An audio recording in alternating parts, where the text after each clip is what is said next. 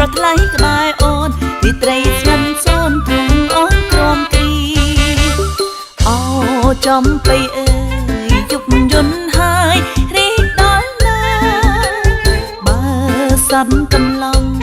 មិនមេតាការីធ្វើអ្វីឬមួយបងភ្លេចអូនហើយបានជាមិនឆ្លើយរងស្រីភ្លេចសំដីធ្វើឲ្យស្រីវេទនារាល់វេលាគេនឹងតែប្រស្នា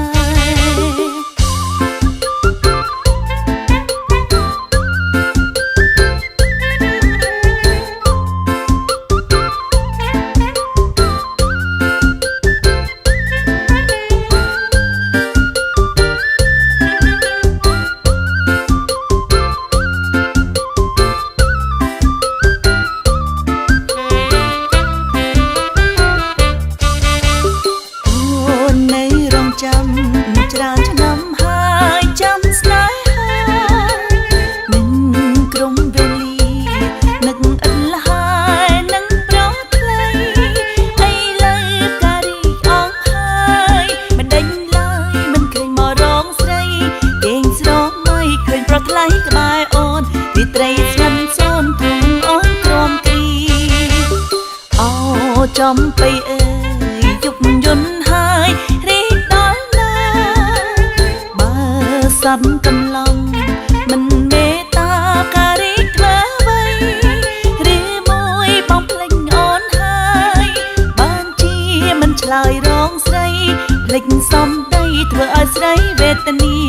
រាល់វេលាគេនឹងតែប្រស្នា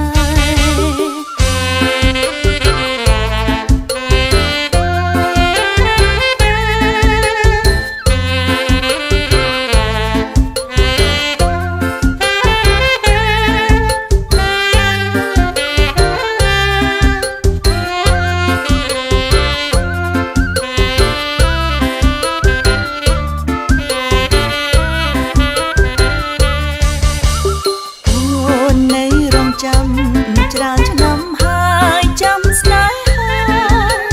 នឹងក្រុមវេលានឹកអិនលហើយនឹងប្រថ្លៃអីលើការីអងហើយមិនដេញឡើយមិនឃើញមករងស្រីគេងស្រមៃឃើញប្រថ្លៃក្បែរអូនទីត្រីស្ងាត់សូនទ្រង់អូនក្រំគ្រីអូចំបៃអើយយុគយន្តហើយសាត់កំឡុងមិនមេតាការីធ្វើអ្វីឬមួយបងភ្លេចអូនហើយបានជាមិនឆ្លើយរងស្រី